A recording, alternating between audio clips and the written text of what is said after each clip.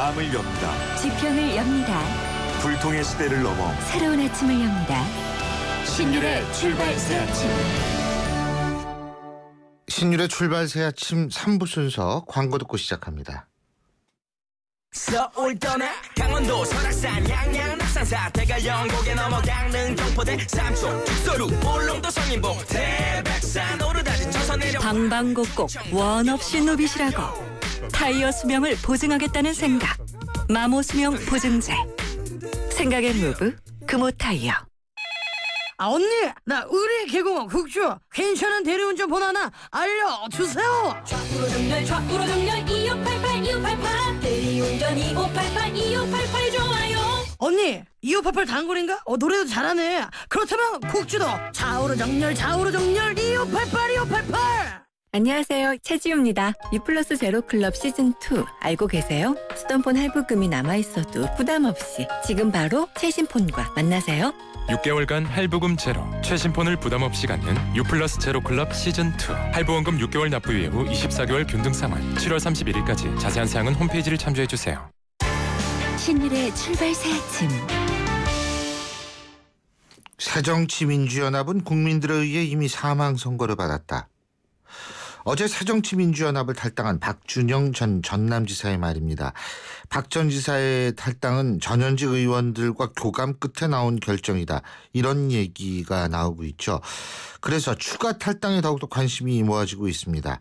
추가 탈당 그리고 신당. 정말 현실이 될까요? 자, 오늘은 이 문제에 대해서 새정치민주연합 박주선 의원으로부터 얘기 들어보겠습니다. 박주선 의원님 안녕하세요. 네, 안녕하십니까. 예, 우선 축하드립니다. 교문위원장 되셨죠? 예, 그렇습니다. 예. 감사합니다. 네. 예, 축하드립니다.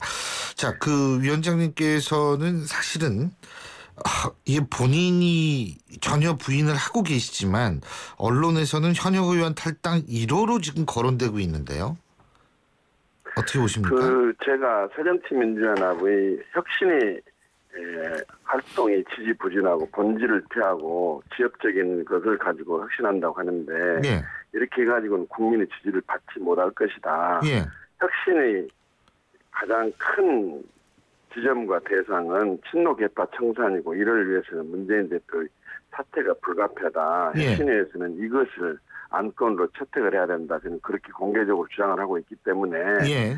이것이 만일에 실현이 되지 않았을 때는 탈당하지 않을 것인가 하는 아마 추측을 가지고 이렇게 이야기하시는데 예. 저는 이 혁신안이 제가 말씀드린 대로 그런 방향으로 가지 않으면 이 당은 국민의 지지를 받을 수 없다고 저는 확신을 합니다. 그래서는 거대 여당에 맞서고 거대 여당과 경쟁할 수 있는 새정치민주연합을 대신하는 정당을 만드는 것은 국민의 명령이고 선택이 될 수밖에 없을 것이다. 예. 생각합니다.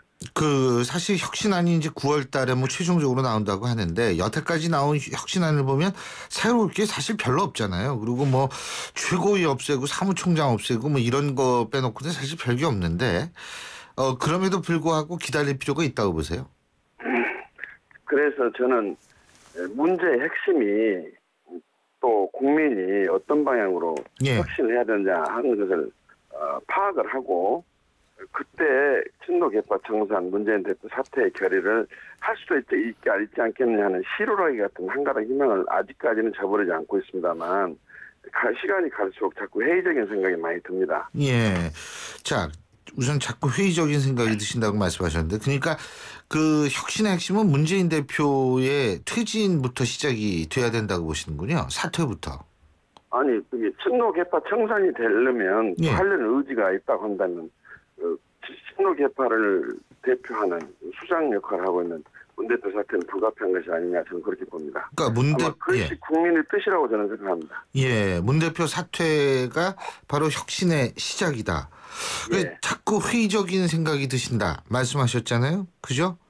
네. 이 회의적인 생각이 든다라는 말씀이라는 거는 결국은 탈당의 시기가 점점 다가오고 있다. 이렇게 이해해야 될 수 있는 거 아닙니까? 저는 새로운 대안의 정당을 만드는 것이 새정치민주연합을 지지하는 국민에 대한 도리요 책임이라고 생각하기 때문에 예. 아까 말씀드린 대로 앞으로 새정치민주연합의 혁신이 지지부진하고 예. 국민이 동의를 하지 못하고 하는 상황이 오게 되면 신당 참여를 위해서 탈당도 불사하겠다는 생각을 갖고 있습니다. 근데 그 일부 언론 보도에 따르면은요, 박준영 전 전남지사가 탈당하기 전에 뭐 박 의원님을 비롯해서 좀 정대철 상임고문님이라든지 이런 분들하고 상의를 좀 하신 모양이더라고요, 그죠? 네, 탈당의 구체적인 시점과 관련해서는 상의한 바가 없었고요.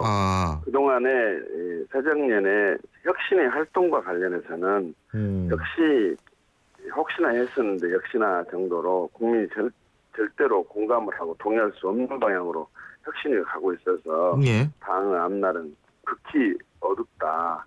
이렇다면 신당 출연이 불가피한 게 아니냐 하는 걱정을 많이 주고받았고요. 예. 앞으로 이런 문제를 서로 지혜를 모으기 위해서 자주 만나서 정보도 교환하고 민심의 소재도 파악을 하고 평가를 해보자 이렇게 했었는데 박 지사께서 먼저 탈당을 선언을 했네요. 예. 근데 일단 박 의원님께서 이 혁신안, 그러니까 가장 핵심은 문재인 대표의 사퇴이지만 어쨌든 혁신안 나오는 걸 좀 보겠다라고 말씀하셨는데 보고 나서 행동을 같이 할 만한 의원들이 지금 새정치민주연합 내에 몇 분 정도 계시다고 보십니까? 뭐 구체적으로 숫자를 여기서 공개적으로 말씀드리기는 합니다만 예. 이대로는 안 된다. 예. 문 대표의 사퇴와 친노 개파 청산 없이는 새정년이 새누리당으로부터 정권을 찾아가기 어렵고 총선을 이기기 어렵다 하는 분위기에 확산이 되고 동참한 의원들이 상당수 있습니다. 그런데 이제 지금 공개적으로는 이야기를 좀 피하고 있으면서도 혁신의 활동이 마감이 되는 시점이 된다면 결단할 수밖에 없지 않느냐 이런 의사를 표현하는 분들이 많이 있습니다. 상당수라고 얘기를 한다면 한 20-30명 되는 건가요? 저는 그런 정도는 충분히 된다고 생각합니다. 20-30명 정도는 충분히 된다. 근데 그게 왜 그러냐면 20명이라는 게 중요하잖아요. 의원분들이 나가서 20명 정도 돼야지 이 원내 교섭단체도 만들고 보다 총선에서 좀 용이하게 접근할 수 있어서 이제 그런 부분이 중요한 거 아니겠어요? 예, 근데 이제 언론에서는 20명이 넘어야 된다. 그리고 또 신당을 주도할 만한 정적인 인물이 없기 때문에 좀 어렵지 않겠나. 그렇죠. 대선 후보라든지 이런 쪽이요. 그런데 우선 인물 문제는 이런 여러 가지 어려운 과정과 절차를 밟아가는 과정에서 인물로서의 평가를 받고 인물로서 세워지는 것이지 인물이 어떻게 하루아침에 떨어집니까? 저는 그렇게 생각합니다. 그렇게 하고 그다음에 꼭 현역원들이 얼마나 많이 참여하나가 신당의 성공의 조건은 저는 아니라고 봅니다. 왜냐하면 새정치민주연합과의 차별화를 하려면 또 새로운 인물들이 대거 참여를 하고 문호가 개방이 돼야 한다는 측면에서는 현역원이 너무 많아도 그건 부담이 될 수 있는. 그러면 지금 새정치민주연합과 뭐가 다르냐 하는 또 비판이 나올 수도 있고 그렇기 때문에 좋은 분들이 함께 참여를 해주시면 더더욱 좋지만 꼭 숫자가 신당 성공의 조건이나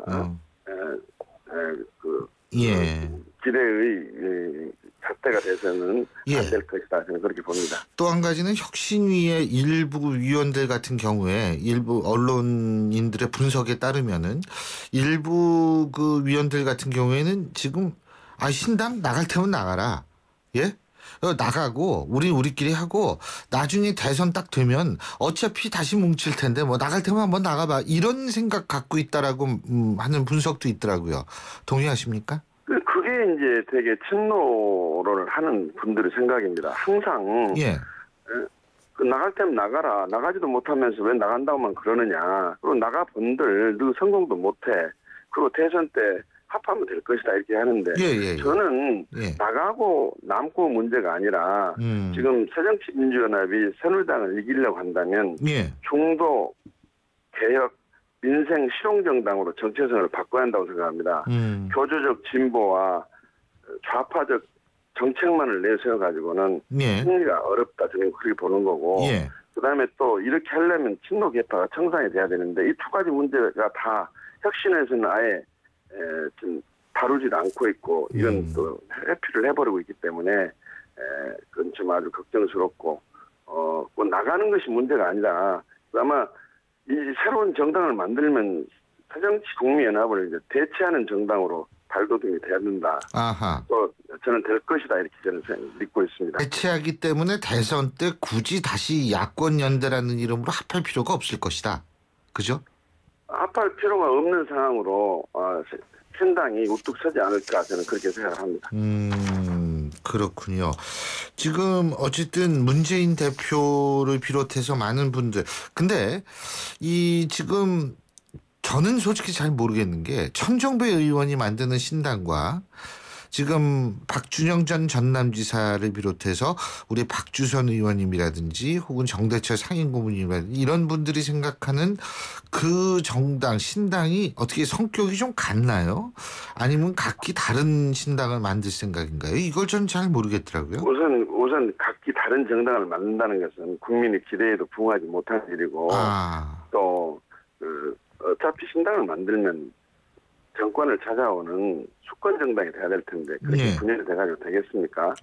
저는 궁극적으로는 만나야 되고 만나질 것이다 이렇게 생각을 하고 또 몇 사람이 몇 가닥을 갈래로 이렇게 신당을 추진하고 있는 것이 아니냐 하는 그런 보도가 있는데 그건 아닐 겁니다. 몇몇 분들이 이야기한 것은 같이 신당을 그런 방향으로 같이 가자는 의견의 표시고 전달이다 저는 그렇게 보고 구체적인 추진의 단계에서는 갈래로 나눠서 추진이 되고 그러진 않을 것이다 저는 그렇게 생각합니다. 근데요 천정배 의원의 정치 성향과 지금 박주선 위원장께서 말씀하신 중도 이쪽하고 이게 잘 맞나요?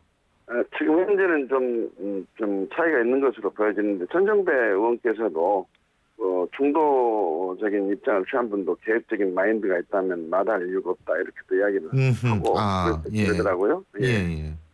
그러니까 별 차이가 없을 것이다. 예, 잘 알겠습니다. 그리고 뭐 이건 당의 현안인데 지금 안철수 의원의 위원장으로 해서 새정치민주연합은 국정원 해킹 의혹에 상당히 집중하는 것 같아요. 집중해야 될 현안 과제고 국민적인 관심사의 대상이라고 생각합니다. 예. 근데 그럼에도 불구하고 이 해킹이라는 게 국민적 관심을 좀 받기가 상당히 어렵다 이런 얘기도 있거든요. 그러나 지금 국정원 보충 사건으로 얼마나 국민을 놀라게 하고 이 대한민국이 민주법치국가가 아니라는 오명을 뒤집어 쓴 지가 지금 몇 년 됐다고 이거 또 해킹을 했다는 것은 도저히 용서할 수 없는 일이죠. 이건 명명백백하니 밝혀야 될 일이라고 생각합니다. 예, 잘 알겠습니다. 어쨌든 다시 한번 국회 교문위 위원장 취임하신 거 축하드리고요. 오늘 말씀 여기까지 듣겠습니다. 고맙습니다. 감사합니다. 네. 예, 지금까지 새정치민주연합 소속이시죠. 국회 교문위 위원장을 맡고 있는 박주선 의원이었습니다.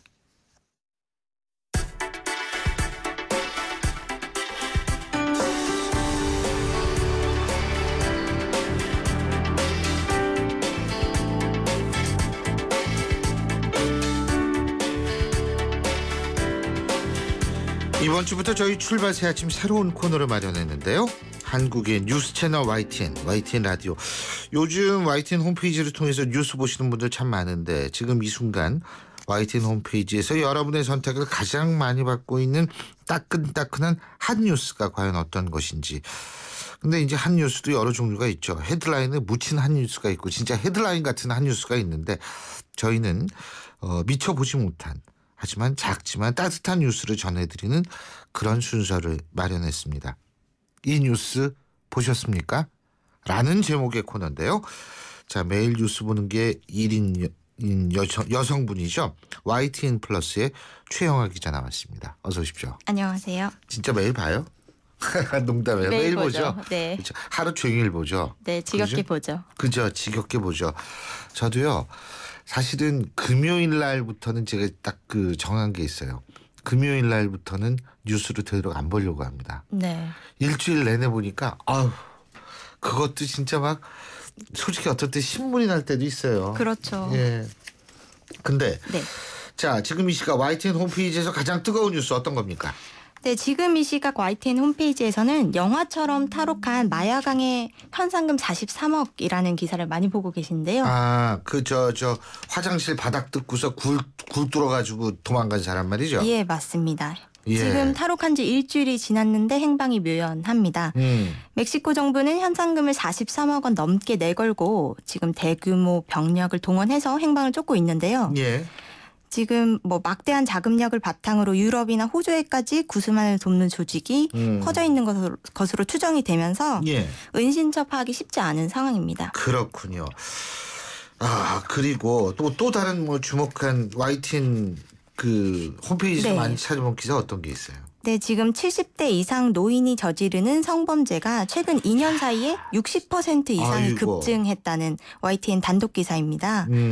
네, 그 이번 달 초에 혹시 보셨는지 모르겠지만 예. 인천 엘리베이터 성추행 사건 용의자도 70대 남성으로 글쎄요. 네, 추정되는 노인이었습니다. 이게 도대체 어떻게 된 일인지 참 나이가 들수록 이 본인을 자제하고 이렇게 돼야 되는 건데 이게 참. 자, 그러면 이번 주에 청취자들을 위해서 준비해 주신 훈훈한 뉴스 막 훈훈함이 팍팍 느껴지는 그런 뉴스가 어떤 게 있을까요? 네, 신 교수님 혹시 종이접기 아저씨 아시나요? 모르는데요. 네, 특히 아마도 20대, 30대 분들에게는 익숙하실 겁니다. 예. 네, 80년대 어린이 방송에서 종이접기 선생님으로 활약한 김영만 씨인데요. 네, 현재는 종이문화재단 평생교육원 원장으로 계십니다. 그리고 30년 넘게 종이접기 선생님으로 꾸준하게 활동을 하고 계신데요. 예. 최근에 한 인터넷 방송에 출연을 해서 오랜만에 카메라 앞에 섰는데 녹슬지 않은 종이접기 실력으로 추억을 선물을 했습니다. 아, 그렇군요. 네, 그런데 그 반응이 폭발적이었어요. 예. 예, 우리 친구들 다 컸구나 이런 한마디에 눈물을 쏟았다는 시청 후기도 많았고요. 실제로 김영만 씨가 TV에 출연을 한 이후에 색종이 판매가 급증을 했다고 하네요. 아, 네, 아마도 좀 지치고 힘들 때 추억이 주는 그런 힘이 어느 것보다도 강력한 것 같습니다. 그렇죠. 자, 이 TV의 힘도 이 정도 크다는 거를 얘기를 할 수 있는데 네. 정말 이분 같이 종이접기 해서 정말 오랫동안 기억에 남고 사랑을 받기라는 게 쉬운 일이 아닙니다. 그렇죠. 지금 저 셰프 열풍 아시죠? 우리 최 기자도. 네. 셰프 열풍 얼마나 갈 거라고 보십니까? 아무래도 근데 뭐 쿡방 열풍도 있고요. 네. 뭐 대중들이 그런 원했던 부분을 짚어줬기 때문에 이거는 뭐 당분간은 셰프 열풍은 저는 제가 이어지지 볼 않을까. 때는요. 네. 6개월 정도가 할 거라고 봅니다. 길어요. 아, 그렇게 보시나요? 네. 6개월 이상 끌기도 힘들고 지금 뭐 셰프 이게 우리나라 이 열풍이 있다는 사실 자체가 네. 오래 가지 못한다는 거거든요. 그렇죠. 예, 근데 지금 우리 PD가 뭐라 그런지 아세요? 추석에 전 부치다 보면 예? 다시 쿡방이 생각날 것이다. 아마 본인의 얘기인지는 잘 모르겠습니다. 근데요. 네. 그리고 다른 훈훈한 뉴스 어떤 게 있습니까? 네네. 훈훈한 뉴스가 이번 주에 많았는데요. 예. 그 심폐소생술로 아빠를 살린 초등학생의 사연이 또 온라인을 뜨겁게 달궜습니다. 예. 송파구에 사는 5학년 방서연 양인데요. 자고 있던 아빠가 갑자기 호흡을 멈춘 거예요. 그런데 당황하지 않고 학교에서 배운 대로 심폐소생술을 했습니다. 이야. 사실 갑작스러운 상황이면 뭐 나이가 있으신 분들도 어려웠을 텐데 구급대원의 지시를 받고 침착하고 정확하게 심폐소생술을 했습니다. 덕분에 이제 아빠는 건강한 모습으로 퇴원을 할 수 있었고요. 사실 골든타임 3분이 굉장히 중요한데요. 예. 이 골든타임을 놓치면 소생률도 현저하게 낮아진다고 해요. 예. 그래서 네티즌 반응도 순간의 판단으로 아빠를 살린 서연 양에 대한 칭찬도 있었고 심폐소생술 교육이 그 정도로 중요하다 이런 걸 일깨워줬다는 의견이 많았네요. 그렇죠. 아주 또 효녀에다가 네. 학교 공부도 굉장히 열심히 하고 그죠? 그렇습니다. 이 정도 되면 이제 나중에 전설의 고향에 한번 나와야 돼요. 아버지를 구한 효녀 이야기. 예? 그렇죠. 어쨌든 네. 진짜 아주 훈훈하고 오히려 우리 딸들은 뭐 하나라는 대비가 좀 되고 있는 그런 순간을 저는 개인적으로 느끼는데 이 예. 기사를 아버지들이 많이 보시면 딸한테 한마디씩 하시겠습니다. 전 딸만 있어요. 예. 근데 딸이 2명이 있는데 이럴 수 있을까? 예, 모르겠습니다. 오늘 말씀 여기까지 듣겠습니다. 고맙습니다. 감사합니다. 예, 지금까지 YTN 플러스의 최영아 기자였습니다. 델몬트가 새로 나왔어요. 싱싱한 과일로 꽉꽉 채우면 짠! 이게 바로 자연 맞춤 그린 주스. 과일 그대로 맛을 낸 건강한 델몬트 자연 맞춤 그린 주스. 우리 그린할까요? 선발톱 무좀엔 역시 풀케어. 써보면 알아요. 달거나 닦지 않고 바르면 손발톱에 쏙. 국내 국내 최초 오니텍 특허 기술의 깊고 빠른 침투력으로 자신 있게 2014년 국내 1위 손발톱 무좀 치료제 풀케어 이탈리아 글로벌 제약회사 메나리니. 도시의 여러분, 저 김연아는 평창에 있습니다.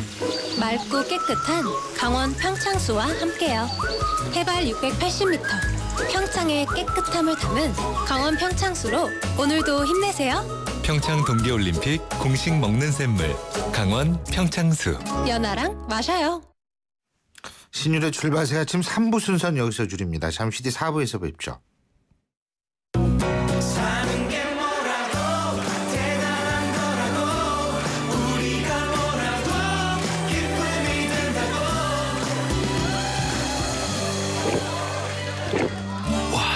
왜 이렇게 잘 넘어가? 우리가 모였으니까. 하이트. AED라고 들어보셨나요? 그럼 자동제세동기는요?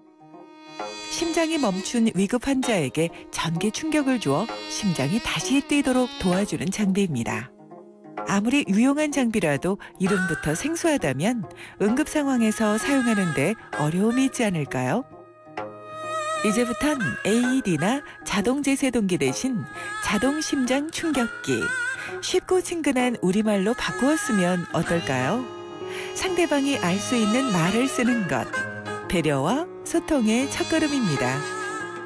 YTN 라디오 언어문화 개선 캠페인은 국립국어원과 함께합니다.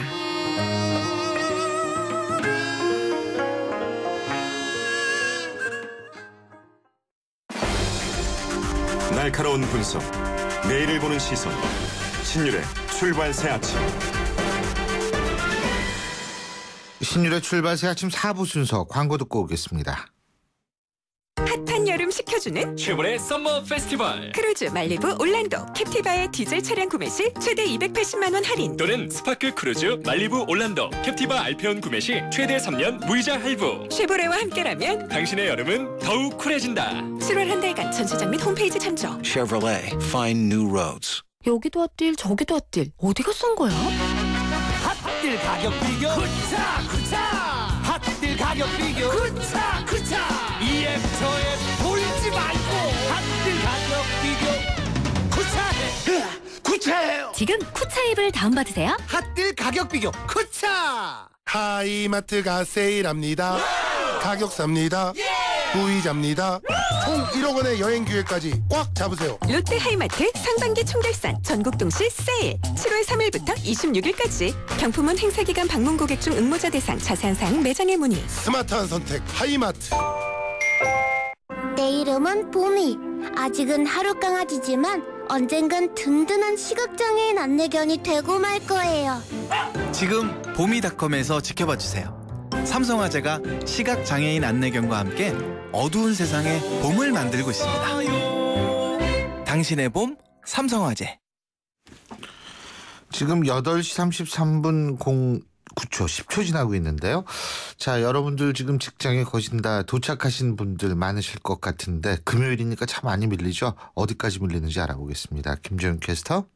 네, 출발새 아침 교통정보입니다. 올림픽대로 이용해서 공항 쪽으로 이동하는데 조금 전 사고가 발생했습니다. 동호대교 조금 지난 지점 5차로에 승용차 추돌 사고가 발생했는데요. 이 부근에서 잠깐 속도가 떨어지고 있고요. 그 전으로도 올림픽대교에서 청담대교까지 잠실권 통과하는 데 밀립니다. 강변북로 일산 쪽으로는 잠실대교부터 청담대교, 동호대교에서 한강대교까지 정체 서행입니다. 이번 주 들어서 가장 긴 구간 정체를 보이는 곳이라고 한다면 내부순환로 상황인데요. 성산대교 쪽으로 이동하는데 기름램프부터 연희램프까지 조금 긴 구간에서 정체 감안하셔야겠고요. 성수동 쪽으로 이동하는 데는 홍지문터널 부근에서만 잠깐 속도가 떨어집니다. 동부간선도로는 창동교에서 월계 1교 사이로 양방향 밀리고 있고 도심 쪽으로는 중랑교부터 성동교까지 다시금 속도가 떨어집니다. 출발새 아침 교통정보였습니다.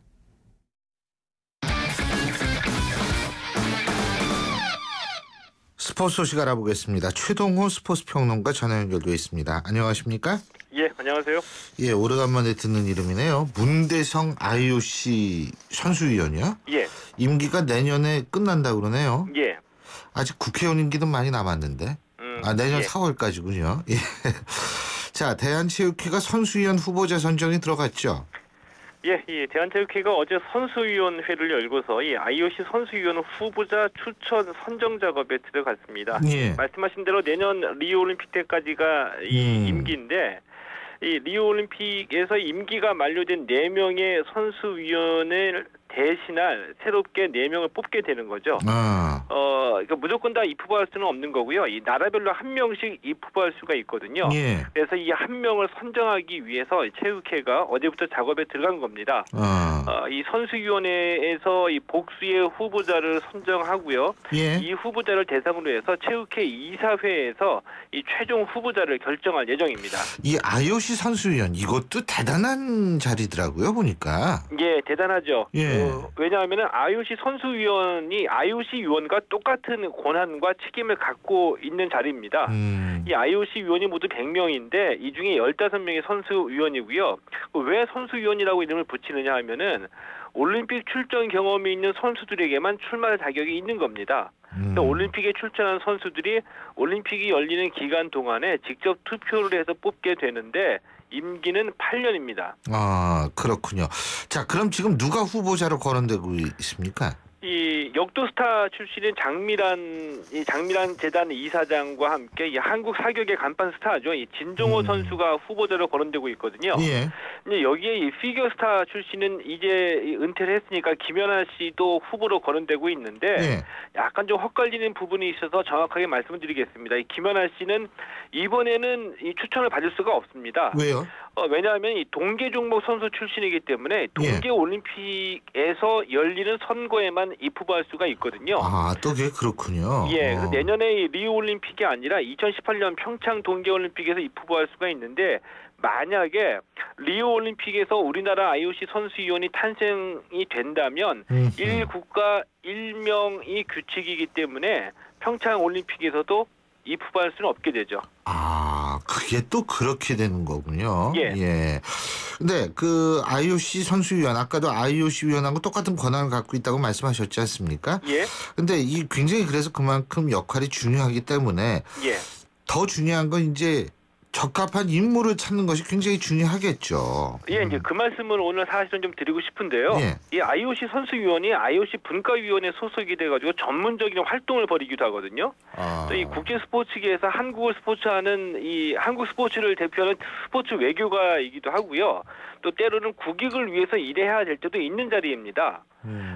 그래서 이 전문적인 영역에서 자신의 주장을 내세우기도 하고 때때로 이것을 관철시키기 위해서 설득력이나 입법 능력 또 정책 능력도 필요한데 이런 능력을 갖추고 있는 후보자를 선정을 해야지 한국 스포츠에 실질적인 도움이 될 수 있다는 얘기죠. 예. 때문에 이 선수 시절의 명성만을 갖고 인기 투표하는 식으로 후보자를 선정할 문제는 절대로 아니라고 보고요. 예. 이 대한체육회에서 이 후보자의 이 능력에 대한 철저한 검증을 통해서 후보자를 선정하기를 좀 기대해 보겠습니다. 예, 그렇군요. 잘 알겠습니다. 오늘 말씀 여기까지 듣겠습니다. 고맙습니다. 예, 고맙습니다. 예, 지금까지 최동호 스포츠 평론가였습니다. 신율의 출발새 아침 오늘 순서 시작합니다.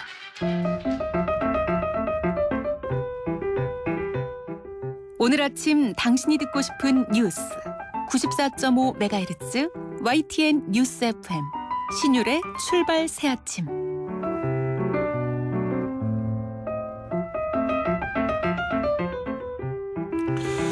여러분 사실 소설 뭐 많이 지금도 읽으시는 분들 많으실 거고 또 예전에 또 많이 읽으셨던 분들이 대부분이실 겁니다.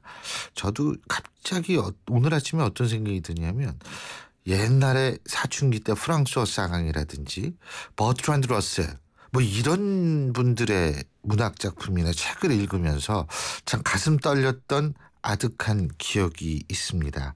하지만 그 기억은 때로는 우리 사회를 변화시키고 우리 사회의 변화에 큰 영향을 주는 것도 사실입니다. 오늘 그래서 저희 출발 새 아침에서는 아무래도 많은 청취자 여러분들의 마음속에 깊은 감동으로 남아있을 이 시대의 대작가 한 분과의 인터뷰 준비했습니다. 소설가 조정래 선생 전화 연결돼 있습니다. 조 선생님 안녕하세요. 예, 안녕하십니까. 예. 우리 조정래 선생님 소설 한 편이 또 한 편이 뮤지컬로 제작된다 그러네요. 예. 소설 아리랑을 원작으로 한 뮤지컬 아리랑 막을 올렸다고요? 예, 어저께부터 본격적으로 시작을 했습니다. 예, 어제부터요? 예. 보셨어요? 예, 봤습니다. 어떠세요? 12권짜리 긴 소설을 2시간 반 정도로 압축을 했는데 무대 예술의 특성을 잘 살려서 재밌게 봤습니다. 예. 아니 솔직히 제가 여쭤보는 게 예. 원작 소설을 영화화하든지 뮤지컬을 하든지 연극화를 하잖아요. 예. 그럼 소설을 읽은 사람 입장에서 볼 때에는 상당히 소설을 읽었을 때 그 느낌이 좀 많이 떨어져요. 솔직한 얘기로 그런 거 안 느끼셨어요? 원작자로서? 그건 당연하죠. 당연하죠. 그거. 독자들께서 느끼시면 원작자는 더 느끼겠죠. 글쎄 그래서 그러나 영화 또 무대 예술 다 특성이 있기 때문에 예. 그 특성에 맞추어서 예술화시키는 것이니까 원작자는 일단 작품을 넘기면 뒤로 물러서서 바라보는 관객의 입장으로 돌아가야 합니다. 예, 그렇군요. 그래서 궁금해가지고 제가 여쭤본 거고요. 우리 조 선생님이 또 다른 대작이죠. 태백산맥. 이것도 지금 뮤지컬로 제작이 됐죠. 그렇죠? 근데 과거에는 이게 뭐 금서로도 지정되고 우여곡절이 좀 있었는데 이게 그만큼 우리 사회의 포용력, 사회적 그 유연성이 더 커졌다라는 거 아니겠어요? 어떻게 보십니까? 그렇습니다. 이제 우리가 이 사회적인 여러 가지 모순이 있는 것은 분단 때문에 오는 게 많은데 태백산맥이 금서가 된 것도 우리 분단 현실 때문에 그런 거 아니겠습니까? 그렇죠. 이제 사회민주화가 되고 또 의식들이 바뀌니까 이런 것이 영화 뮤지컬로 태백산맥도 계속 대중을 다른 방법으로 만나는 일이 벌어지고 우리 의식도 더 발전하고 깨어나고 그러는 거지요. 좋은 현상입니다. 그렇죠. 예. 그런데 문제는 나쁜 현상도 있어요. 요새 책들 잘 안 읽는다 그러더라고요. 예? 이게 전공서적 같은 거 있잖아요. 그런 거 쓰면은 요새는 5,000부만 나가면 대박 치는 거예요. 5,000부가 아니라 소설도 500부도 안 팔리는 시대입니다. 소설도 그런가요? 예. 야, 이게 참. 근데 그 전자책도 있잖아요, 요새. 예? 뭐 대형 서점들은 전자책 이렇게 구매시키고 하는데 그런 것까지 다 합해도 그렇군요. 예. 하지만 우리 조 선생님의 태백산맥은 200세 찍고 아리랑 정글만에는 100세를 넘겼는데 이거는 진짜 엄청난 힘이시죠. 힘이 있다는 말씀이시죠. 예. 그죠? 근데 이 선생님의 저력과 힘은 어디서 나온다고 보세요? 글쎄 특별한 저력이랄까 방법이랄 그런 게 없고요. 작가는 우리 시대가 공동체가 여러 사람이 함께 살아가는 시대의 모순과 사회 문제, 역사 문제들을 진지하고 치열하게 이야기를 하다 보면 독자들이 공감을 하고 감동해서 읽어주는 것이니까 방법 없습니다. 열심히 하는 수밖에 없죠. 그렇죠. 원론적인 이야기인데요. 처음부터 끝까지 그 방법밖에 없는 겁니다. 예. 근데 선생님은 언제 소설가 되겠다고 마음 잡으셨어요? 저는 초등학교 때부터 글쓰기를 좋아했고 고등학교 학생이 되면서부터 이제 작가의 길을 가고 싶은 꿈을 키웠었지요. 고등학교 때도 작가 많이 글 많이 쓰셨죠? 예, 저는 초등학교 때부터 글을 많이 썼습니다. 아니요, 제가 왜 그걸 아냐면 저희 학교 교수님 중에 정년퇴직하신 분이 있어요. 근데 이분이 조 선생님하고 고등학교 동기 동창이더라고요. 이름은 제가 못 말씀드리는데, 그래서 그러셨구나. 그러면은 근데 우리 독자 여러분께서 제일 궁금해하는 부분이 뭐냐면은 이런 걸 거예요. 이 소설을 쓸 때요, 본인이 체험을 하거나 또 이 여러 가지 연구도 많이 하시죠. 그러면요, 특히 역사 이야기라거나 특정한 시대가 무대와 한정이 되어 있을 때는 거기에 대한 철저한 취재를 하지 않으면 상상력이 발동될 수가 없지요. 그리고 또 역사 자료라 하는 것들이 엄청나기 때문에 그 사실을 왜곡하게 되면 큰일 나니까 그런 것을 정확하게 한 위에서 소설적 상상력을 발동해야 하니까 취재를 철저히 해야 합니다. 태백산맥 같은 거는 쓰시기 전에 어느 정도 준비 기간이 있으셨어요? 이제 특히 태백산맥 같은 경우는 아리랑과 다르게 제가 어렸을 때부터 겪은 시대 그리고 그것이 농축되는 체험이 있었기 때문에 예. 아리랑 시대보다 취재는 훨씬 덜했고 쓰는 고통은 훨씬 많았고 그런 차이가 있습니다. 바로 그런 의미에서 지금 논란이 되고 있는 표절 논란 어떻게 바라보십니까? 이 예술에 있어서 표절이라고 하는 것은 모방과 아주 애매모호하게 구분이 안 되는 부분이 있는데요. 일단 표절은 말뜻 그대로 하면 도둑질입니다. 그러니까 하면 안 되는 거죠, 예술가는. 예. 뭐 딴 쪽도 그렇죠. 예. 근데 지금 신경숙 씨의 표절 논란이 많이 불거지고 있지 않습니까? 예. 근데 신경숙 씨 같은 경우에는 우리나라의 대표적인 작가였다. 이렇게 작가 중에 한 분이었다. 이렇게 평가를 받지 않습니까? 예. 근데 참 능력 있는 후배가 그런 논란에 휩싸여서 좀 안타까운 측면도 있으실 것 같아요. 그게 그냥 부끄러운 일이고 안타까운 일이고 뭐 있어서는 안 되는 일이 벌어졌는데요. 이게 어떤 작가들이 목숨을 내놓는 식의 최선을 다하는 치열한 노력을 해야 되는데 그것이 좀 부족하지 않았나 하는 생각을 합니다. 근데 지금 신경숙 작가의 어떤 그런 일이 요새 나오고 있는 문화적 권력의 문제와 연관돼서 파악하는 경우도 많더라고요. 예. 공감하십니까?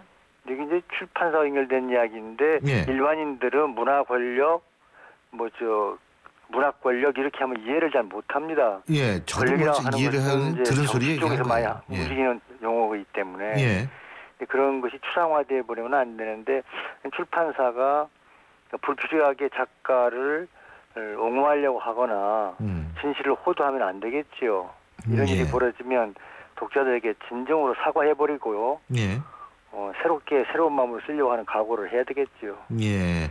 그리고 이 표절 논란이라는 것이 과거에도 좀 있었던 모양이에요. 신경숙 씨 문제뿐만이 아니고요. 그러면요. 그러니까 모든 예술은 자연의 모방이란 말이 있지 않습니까? 예. 또 작가는 작가 작품들을 서로 읽고 모방한다는 말도 있고 여기서 끝나야 되는데 이것을 이제 옮겨 벗겨가지고 남의 걸 자기 것처럼 해버린 것이 표절인데요. 예술이 있은 이후에 수백 년 된 이야기입니다. 동서양 똑같이. 그렇군요. 예. 근데 이제 문제는 뭐냐면 이런 문제가 발생을 했을 때 과감하게 그것을 드러내고 실제적으로 그런 문제 제기가 있어서 다른 사람도 그런 일을 그런 유혹에 빠질 엄두도 내지 못하게 하는 그런 과정이 좀 있었으면 사실 오늘날에는 좀 나아지지 않았을까라는 안타까움도 있거든요.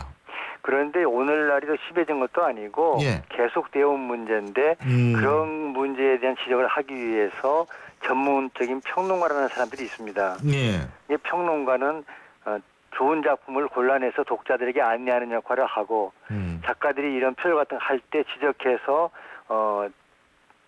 문제 제기를 하고 이런 역할을 하는 사람들인데 그런 역할이 지금 부족해진 것이 바로 문화 권력들이 서로 이제 연결되어 있다는 이야기를 하는 것이거든요. 평론가들 임무도 작가 임무만큼 소중합니다. 그 일을 냉정하게 해야지요. 신경숙 작가가 지금 어떠한 방식으로 그러면 이 문제를 해결이라기보다는 어쨌든 극복해야 된다고 보십니까? 새 작품을 치열한 정신으로 써서 일단 독자들 앞에 내놓고 선택은 독자들이 하는 것이니까 선택되면은 계속 작가 생활하는 것이고 안 되면 피를 꺾게 되는 것이고 그래 되겠죠. 예. 이 부분에 대해서 용서를 구한다거나 이런 과정은 어떻게 보세요? 글쎄요, 그건 다른 방법이 없을 겁니다. 왜 그렇게 다른 방법이 없을까요? 독자들이 너를 용서한다 그렇게 할 수 없는 것이고 또 작가가 죄송하다 진정으로 잘못했다 해야 되는데 그것이 모호해져 버렸고 하기 때문에 얽혀 있는데 작가가 알아서 하겠지요. 알겠습니다. 자, 그리고 이 태백산맥 이 얘기로 잠깐 돌아가서요. 지금 태백산맥을 비롯해서 우리의 암울했던 과거사에 대해서도 선생님 굉장히 많이 또 관심도 많으시고 북한도 한번 방문을 하셨었죠. 예. 그죠. 근데 어떻게 올해가 바로 광복 70주년이자 또 분단 70주년인데 이 통일이 어느 정도 절박한 사안이라고 보십니까? 한마디로 말을 하면 통일이 안 된 우리 민족의 삶은 불구 병신의 삶이죠. 반쪽의 삶이니까요. 우리가 통일이 되었을 때 5천년 동안 함께 살아온 민족이 8천만 이상의 인구가 되고 국토가 배 이상 넓어지고 그리고 함께 노동을 하고 그 경제 창출을 해내면 얼마나 많은 생산을 소모 없이 해내면 잘 살 수 있겠는가, 평화로운 나라가 되겠는가 하는 문제를 생각할 때 통일이 얼마나 절박한 문제인가를 국민 전체가 인식해야 되는데 그렇지 못한 경우가 많지요. 근데 그게 왜 그러냐면 독일 같은 경우에는 아직도 통일이 됐지만 사실은 여러 가지 면에 있어서 아직도 어려움을 겪고 있다. 이런 것들을 봐서 그런 거 아니겠어요? 그렇지 않습니다. 예. 지금 독일은 통일돼서 20년 동안 서독이 동독의 문제를 도왔고 처음에는 여러 가지 불편스러운 이야기들이 오갔는데 지금은 이미 회복되어서 그들이 통일한 건 잘했다고 동서독이 함께 동의하고 있고 예. 그리고 EU 국가 중에서 독일이 지금 해결문제를 장악한 나라가 아닙니까? 예. 독일 통일 문제를 부정적으로 바라보는 건 바보의 행위입니다. 예. 도저히 그건 정보 미숙이고 잘못 알고 있는 거죠. 예. 자, 그러면 어쨌든 요새 그리고 젊은이들 같은 경우에 통일에 관심을 가질 수 있는 상황이 아니에요. 솔직한 얘기로. 왜냐하면 생각해 보십시오. 지금 청년 실업률이 얼마나 높습니까? 먹고 살기도 힘들고 자기의 미래에 대해서도 생각하기 힘든데 이게 통일에 관심 갖기도 힘들잖아요. 그러니까 이것이 어떤 것을 취사 선택하는 것이 아니고 취업의 문제는 취업 문제로 따로 있고 통일문제가 따로 있고 해서 함께 사고를 해야만 분단 조국에 사는 의무를 하는 것이지 먹고 살기 힘드니까 통일문 생각 안 할 거야. 그거 필요 없어. 이렇게 생각하면 국민으로서 직무유기죠. 예. 사고의 부족이고. 근데 이제 어쨌든 우리 지금 이 사회적 현실이 이제 그런데 그 사회적 현실과 맞물린 부분이 교육 부분인 것 같거든요. 그렇습니다. 교육 관련 작품도 준비하고 계신다고 그러더라고요. 예, 지금 하고 있습니다. 아, 그렇군요. 이 교육 관련이라는 게 우리의 왜곡된 교육 현실을 꼬집는 그런 부분인가요? 지금 아시다시피 대한민국은 사교육이 40조가 넘어갔고 이런 식으로 가다가 나라 망하게 생기지 않았습니까? 네. 그래서 그 교육 문제를 지적하려고 합니다. 예. 저희가 또 한번 기대해 보겠고요. 오늘 이렇게 인터뷰 해주셔서 고맙습니다. 감사합니다. 예, 감사합니다. 예. 지금까지 우리 시대의 대작가라고 불릴 수 있는 분이죠. 소설가 조정래 선생님과 얘기 나눠봤습니다. 희망은 빛나는 미래죠. 희망은 잊었던 나의 꿈. 희망은 활기찬 노후지. 희망은 행복한 저 기은생과 함께 희망을 노래해요. 희망을 키우는 평생은행 IBK 기업은행. 왜 뉴트리라이트 더블X는 DNA 건강까지 생각할까요? 매일 유해산소가 우리 몸의 DNA를 공격하기 때문이죠. 비타민과 무기질, 식물 영양소를 담은 더블X. 항산화를 통해 DNA 건강까지 생각합니다. 81년 식물 영양소 전문가. 뉴트리라이트. 건강기능식품 광고입니다. 첫 만남부터 두근거렸죠. 운명이다 느껴질 만큼. 그날부터 5년 넘게, 30대부터 10년 넘게 이 선택이 제 피부의 운명을 바꿨어요. 제 날 믿어지나요? SK2 피테라 에센스. 놓치지 않을 거예요. 내가 죄짓고 살지 말라 그랬지. 나한테 이러고 뒷감당 할 수 있겠어요? 황정민, 유아인, 유혜진, 오달수. 올여름 최고의 베테랑들이 온다. 베를린 유승환 감독 2015 범죄오락 액션 베테랑 8월 5일 대개봉. 15세 이상 관람가. 톡톡톡톡 톡톡톡톡. 이 음악은 김치가 맛있어질 때 나는 유산균 소리로 만든 운명 교향곡입니다. 배추김치 톡톡, 열무김치 톡톡, 동치미 톡하게. 유산균이 9배 더 많아 진짜 맛있는 김치. LG 데이오스 김치 톡톡. 예, 금요일 아침입니다. 여러분은 이번 주말에 어떤 계획을 세우고 계신지 모르겠는데요. 서울 수도권 같은 경우에는 뭐 괜찮습니다만 지금 동해안 쪽에서는 태풍의 영향이 굉장히 크게 받고 있다고 하죠. 우리가 서울 수도권 괜찮다고 그쪽 지역이 지금은 절대로 안 될 것 같습니다. 어쨌든 여러분 행복한 주말 보내시기 바라겠고요. 저는 월요일 아침 7시 15분에 다시 오겠습니다. 지금까지 신유리였습니다. 고맙습니다.